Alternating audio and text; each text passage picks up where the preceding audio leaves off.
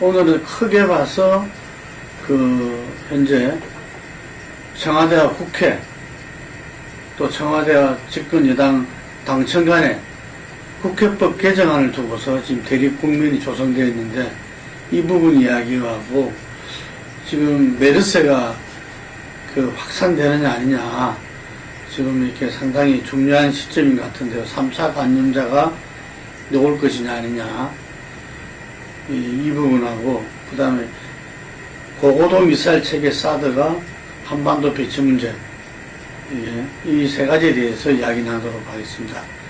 먼저 국회법 개정안을 통과되면서 상당히 시행령 이 지금 행정부에서 한 시행령이 너무 심하다 이래서 국회법의 개정안을 통해서 이제 이 시행령이 모법에 위배되는 거는 이렇게 수정을 권고하는 겁니까? 수정을 요구하는 거죠. 요구하는 겁니까? 그래서 지금 이제 상당히 처음에는 이 여당도 이 위헌이다 하는 부분에 대해서 강력하게 이렇게 했는데 주말을 통해서 좀 이렇게 상당히 이렇게 누그러들거나 청와대 입장이 좀 가깝게 된 것 같아요.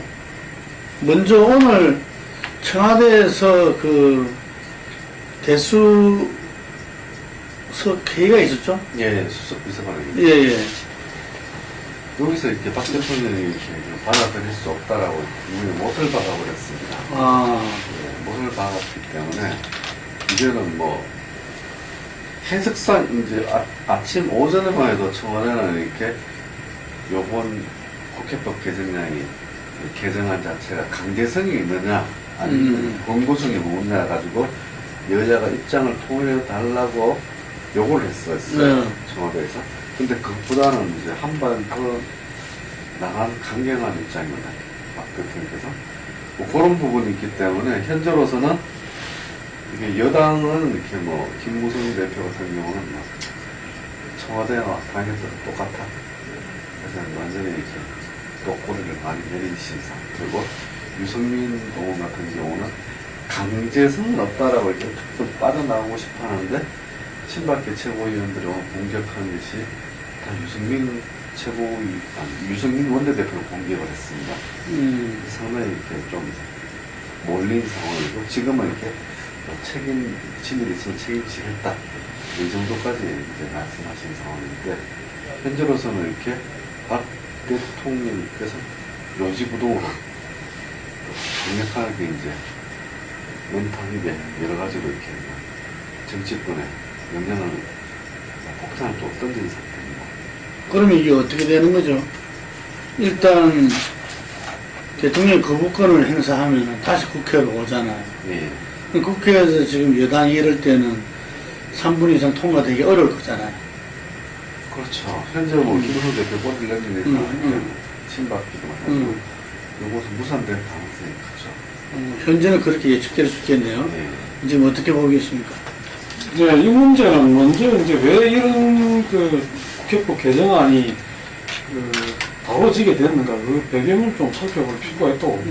이제 아시다시피 세월호 이제 법이 통과가 되고 그거에 따라 가지고 청와대에서 행정부에서 시행령을 제정하는 과정에서 세월호 입법의 취지하고 걸맞지 않는 시행령을 함으로 해가지고 입법 취지가 무색해졌다. 그런 게 이제 야당이나 시민사회, 또 유족들의 입장이었고 이 부분에 대해서 이 여당도 상당히 이제 좀 동조를 한 거죠. 동의를 한 거고 이런 식으로 돼가지고 꼭 세월호법이 아니더라 하더라도 그동안 이제 국회에서 입법한 취지가 이 시행령 제정 과정에서 왕왕 이렇게 된 경우가 있었기 때문에 그걸 요번에 좀 제동을 걸자 이런 거였고 그런 점에서는 상권 분립이냐 아니냐 이런 논란이 처음에 나왔던 거는 그동안은 물론 이제 청와대에 의한 입법권 침해 또 이제 사법권 침해 이런 것들이 많았다고 일반적으로 봤던 건데 거꾸로 이제 청와대가 국회 입법이 청와대 시행령 제정, 행정부 시행령 제정에 대해서 이렇게 하는 거는 상권 분립 위배다 이렇게 나오니까 이제 그 서로 처음에는 맞섰던 거죠. 맞섰다가 지금 이 대통령이 워낙 강경하게 나오고 또 이제 지금 뭐 그 일본 언론에서 총공세를 펴니까 이 여당이 좀 한발 물러난 그런 상태로 봐집니다. 그러나 이 문제는 근본적으로 그동안 우리나라 상권 분립이라는 게 어떻게 유지되고 또 어떻게 이제 앞으로 그 상호 견제와 체크 앤 밸런스 아니겠습니까? 상권 분립의 취지라는 게 되겠느냐 하는 데 있어서는 좀 그 헌법학자들을 비롯해가지고 진짜로 그 어떻게 가야 되는지 좀 따져볼 필요가 있다고 봐요. 예. 그러니까 어떤 법을 입법됐을 때 구체적 실현을 위한 것이 그 시행령인데 예. 사실 우리나라는 시행령에서 많은 부분들이 입법 취지와는 좀 달리 예. 적용된 점이 그동안 많았었죠. 예. 그래서 뭐 특히 이제 뭐 시행령 하나 왔다 갔다 하는데 뭐 기업의 생사가 왔다 갔다 할 수도 있고 굉장히 이 많은 부분들이 좌지우지 됐어서 야당에서는 오히려 시행령이 입법급 침해하는 위헌 요소를 해결을 위한 것이다 라고 이야기하는데 이 본래 이 당청 간의 갈등은 저도 이게 항상 언젠가는 이번 정기국회 때부터는 충돌될 수밖에 없다. 왜냐 기본적인 어떤 이 생각하는 철학과 노선이 다르기 때문에 아마 이제 내년 선거를 앞둔 올 정기국회부터는 달라질 수밖에 없다 했는데 이걸 두고 좀 빨리 온 힘이 있는데 빨리 오다 보니까 좀 준비가 안 돼 있는 피박 지도부가 그러다 보니까 대통령실이 워낙 완강하니까 지금 이 꼬리를 내리고 있는데 이 일로 혹시 유승민 원내대표가 이 사퇴할 수도 있나요? 오늘 분위기 봐가지고 오늘 최고위원 분위기를 쭉 보면은 지금 김무성 대표를 공격하기보다는 유승민 대표를 좀 집중적으로 공격했다. 네. 김태호 최고위원 같은 경우에서 바람들이 더했는데 이렇게 또 일본 친박계 의원들 또 이제 라디오 인터뷰 방송을 통해서 유승민 원내대표가 끌려다녔다, 여자잖아요. 이런 식으로 타겟팅을 이제 유승민 원내대표 쪽으로 자꾸 맞추다 보니까 이 원내대표도 그렇다면 나도 책임지게 됐으면 되겠다, 뭐 이런 식의 생각까지 나왔습니다. 그래서 이렇게 앞으로 뭐 어떤 식이든 청와대는 유 대표에 대해서 굉장히 습습한 감정이 많이 가져 있고 유승민 원내대표는 청와대에 대해서 또 좋지는 이제 과거에 뭐 얼라들이 뭐 어쨌다 이런 걸 말하듯이 청와대의 어떤 업무에 대해서 상당한 불만이 있고 이것이 계속 이렇게 누적되고 있는 것 아닌가 그렇게 봤을 때는 유승민 원내대표가 어떤 면에서 이렇게 책임진다는 형식으로 이렇게 할 가능성도 없진 않아 보입니다. 지난번에 그 대정론선에서 그 박근혜 정부의 정성없는 복지는 뭐 실패였다 이렇게 규정을 해버리고 했잖아요. 근데 그런 부분을 박근혜 대통령이 그냥 받아들인 스타일이 아니잖아요, 이게. 근데 문제는 이제 유승민 대표에 대한 이제 청와대 측의 불만이 상당히 노골화되고 또 거기에 이제 그런 노중이 전달됨으로 해가지고 그 당내에 친박계 의원들이 집중적으로 이제 성토에 나서고 합니다만은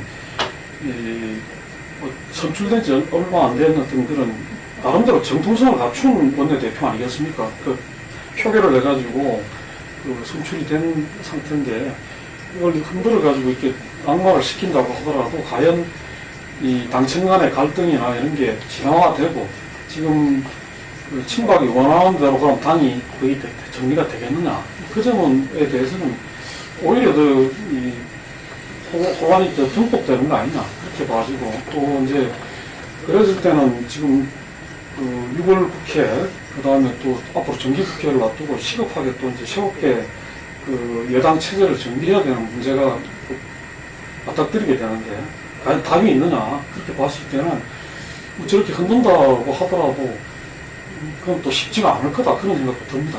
낙마시키고 나서 어떻게 할 거냐 문제가 또 오기 때문에. 또 지금 김무성 대표는 김무성 대표대로 어떤 끈끈이 지금 그 유승민 원내대표하고 행보를 같이 했다가 뒤로 빠지고 행보를 같이 했다가 뒤로 빠지고 이게 무슨 뭐 춤추는 거죠. 스텝을 왔다 갔다 하기 때문에 저 양반한테 어떤 그 무게가 실리고 치도력이 강화되겠는가. 그래서 뭐 또 별로 그렇게 안 빠지거든요. 그런 점이 있어가지고 뭐 당청 갈등이라든가 또 여당 내 어떤 이런 그 친이 친박의 문제 이런 것들은 점점 더 어려워지는 상황으로 가는 거 아니냐. 뭐 그렇게 봐집니다. 그러니까 제가 지난번에도 유승민 원내대표의 대정부 연설 이후에 현재 정부의 어떤 또 청와대 그 경제의 어떤 주류 책임지고 있는 부분의 이야기를 들어보면은 어쨌든 유승민 원내대표의 그 노선이 총선을 맞이한 새누리당으로서는 채택할 수밖에 없다. 이런 것들이 친박 비박을 떠나서 새누리당 선거를 맞이하는 이 새누리당 입장에서는 좀 뜻을 같이 하던데, 그래서 이 부분이 예를 들면은 상당히 지금 이 평의원들 이렇게 의원들 전반적으로 좀 이런 기류가 있는데, 어쨌든 청와대하고 지금 이런 문제들이 아직까지는 지금 이제 이 청와대 눈치를 볼 수밖에 없는 그런 상황인 것 같아요. 예, 그걸 잠깐 좀 이제 거슬러 올라가서 보자면 이명박 대통령 때 박근혜 이제 그 당의 그 지도력을 가지고 있었지 않습니까? 근데 이제 이명박 대표는 박근혜 이제 그 미래 권력이랄까요 하고 그렇게 정면으로 그 부딪히지를 별로 안 했죠. 안 하고 어느 시기에 가서는 또 이제 타협도 서로 하고 그랬었는데, 지금은 이 박근혜 대통령하고 이제 박근혜 대통령이 오는 담임이라고 했을 때 이제 지금 6월달이니까 그 절반을 넘어가고, 그 다음에 이제 미래 권력이 어떤 형태로든 부상할 수 있는 시기인데, 그 부분에 대해서 훨씬 더 박근혜 대통령이 강성이다. 그러다 보니까 당에서 어떤 그런 기류가 있는 거에 대해서 굉장히 지금 못 견뎌하고, 또 이런 부분에 대해서 사전적으로 아주 강하게 그걸 하는데, 이런 부분들이 결국은 이게 부드럽게 어떤 그 넘어가기보다는 계속적으로 마찰과 갈등을 일으키면서 어느 시점에 가서는 뭐 힘을 옮겨갈 수밖에 없는 거 아니냐, 그렇게도 봐지네요. 이게 재보선 이후에 야당의 어떤 전면적인 위기 속에서 이제 당 혁신위가 뜨고 하니까, 뜨자마자 여당의 지금 이제 국회법 개정안을 가지고 당청 관계가 상당히 긴장 상태에 모두에 들어갔어요. 뭐 금방 우리가 이야기 나눈 대로 국회법 개정안 이 자체가 이렇게 이 대통령 거부권에 의해서 유야무야 된다면은 야당의 공세도 굉장히 심화되지 않겠어요?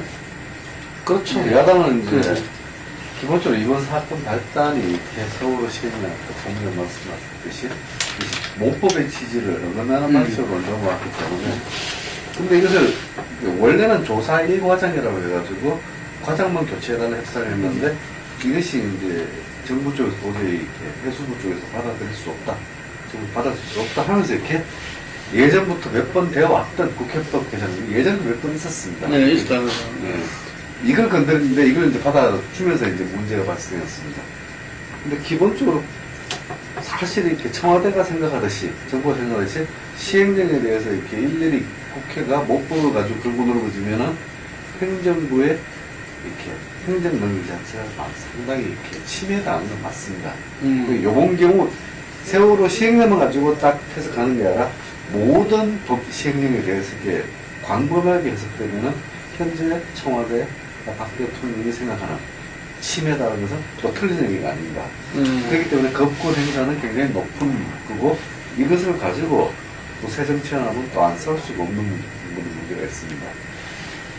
근데 문제는 이제 지금 법 그거 된 거 가지고 이제 강제성이 있냐 없냐 이런 걸 나왔듯이 일종의 이제 요구 내지는 근거거든요. 그 시행령을 모법의 취지에 맞게 해달라. 근데 그거를 그 반드시 따라야 되는 강제 조항이 아니고 이제 무시해도 그만인 그런 상황이기 때문에 어떤 면에서는 저는 이런 과정을 통해서 국회는 국회대로 이 법의 취지를 살리기 위해서 노력을 하고 또 행정부는 행정부대로 어떤 그런 행정의 뭐 편의성, 필요성에 의해 가지고 일정하게 가는 이런 부분들이 좀 드러내놓고 이렇게 그 서로 논쟁이 되고 그 국민들이 그 실상을 알게 하는 것도 나는 나쁜 게 아니다.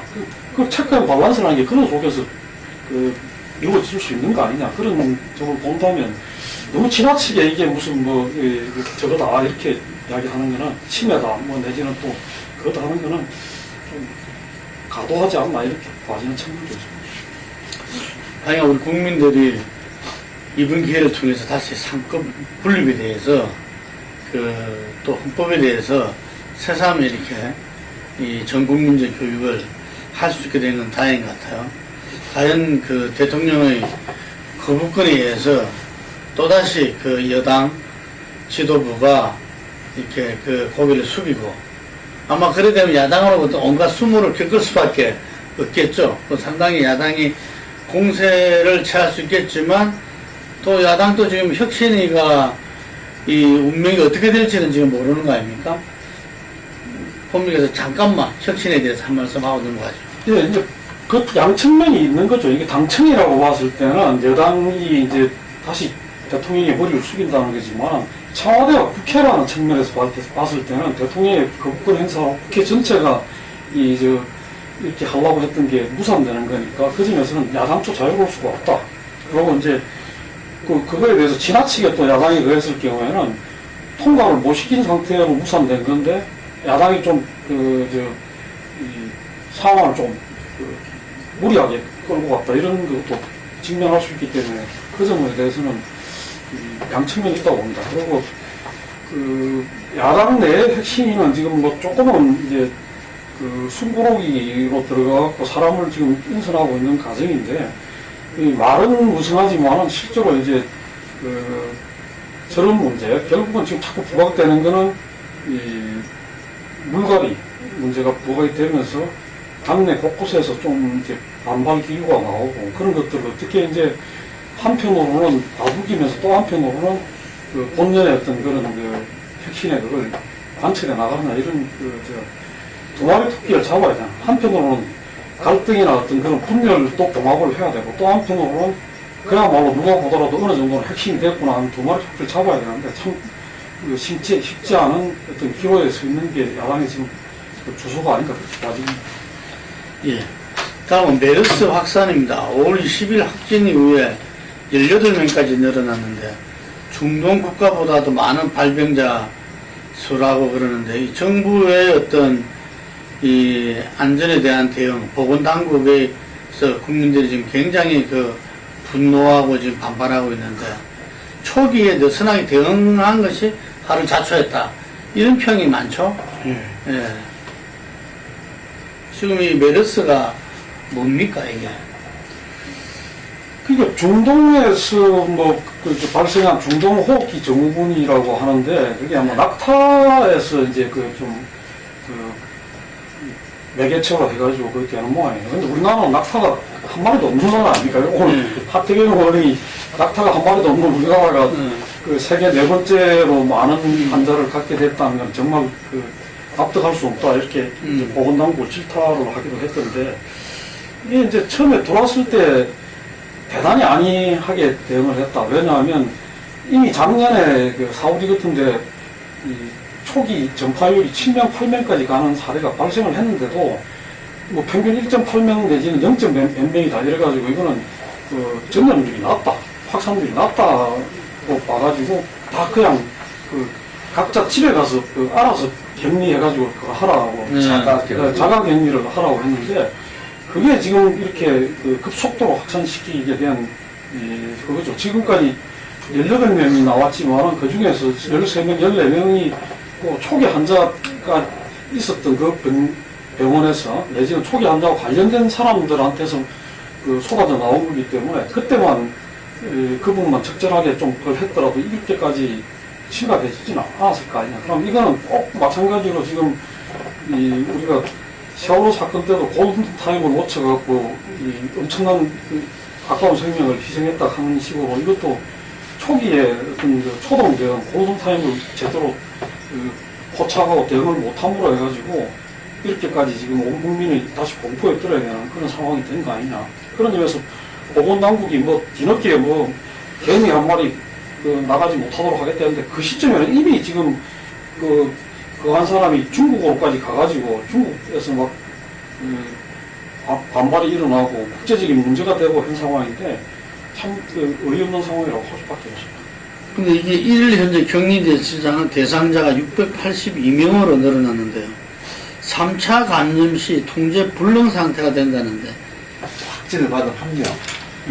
그분에 의해서 감염된 부분들이 2차 감염자입니다. 네.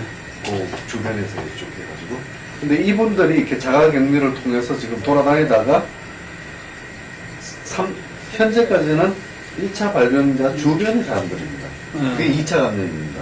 근데 2차 감염자에 의해서 3차 감염이 발생했다는 건 어디서 발생할지 모르는 거죠.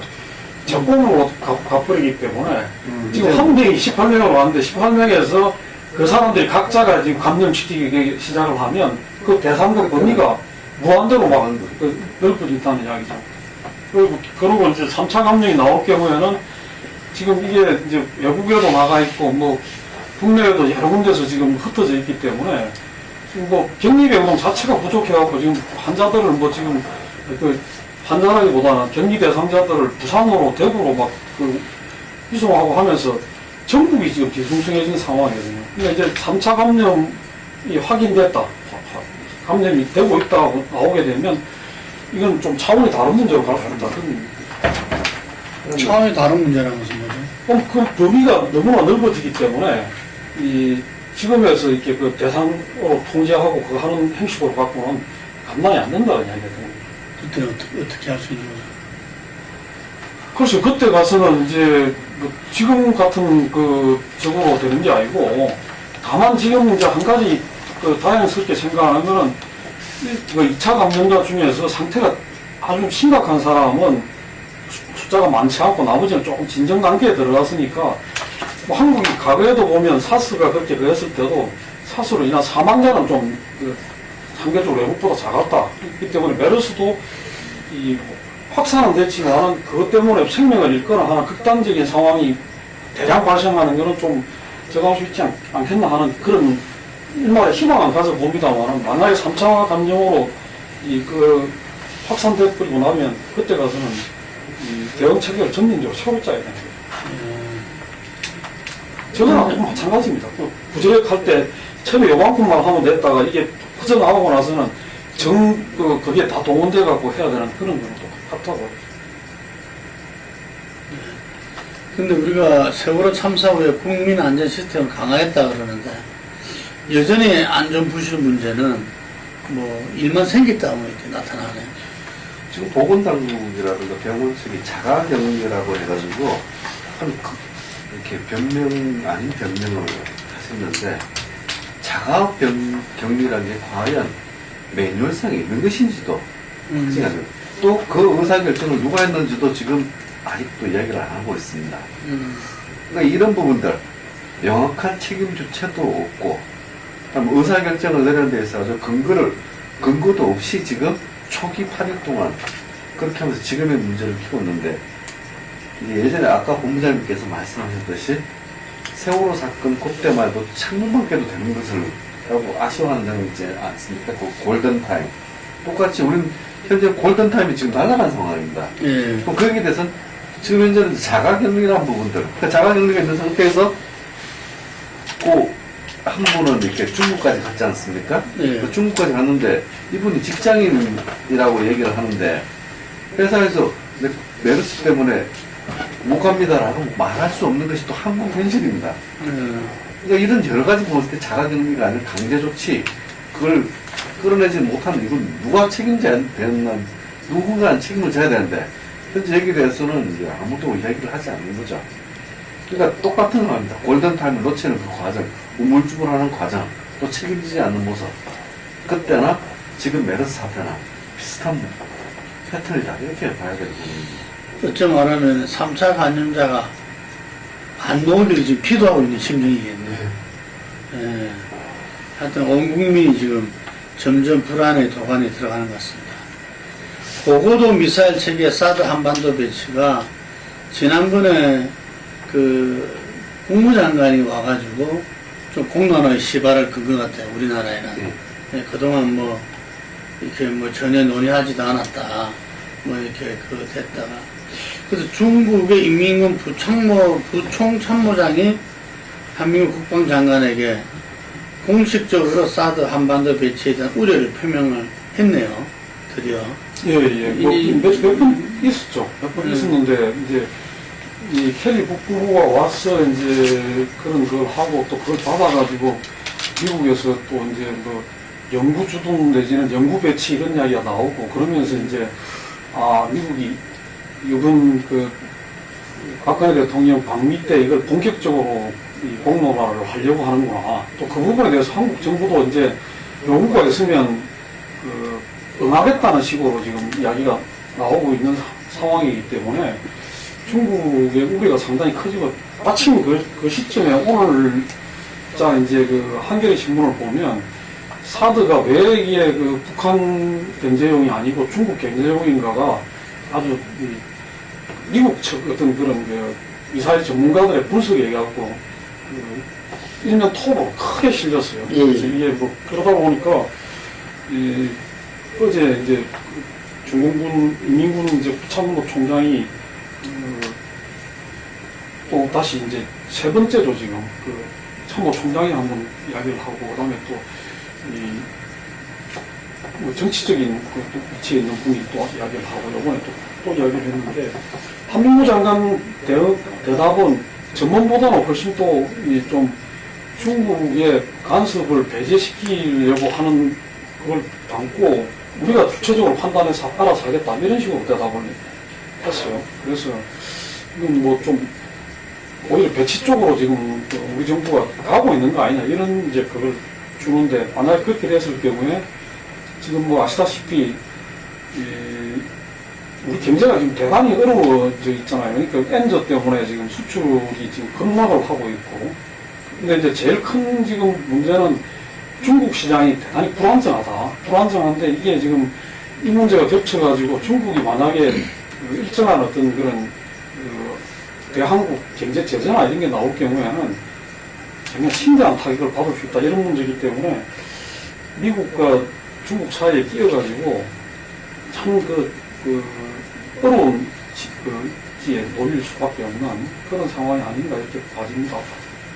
예, 지난번에 보면 또 유승민 새누리당 원내대표도 강력하게 사드 한반도 배치를 갖다가 주창하고 오히려 청와대가 지금 때가 아니다 이런 식으로 이야기했었는데 아마 지금 캐리 국무장관이 오고 이래서 청와대도 조금 입장들이 좀 바뀐 것 같고 그죠?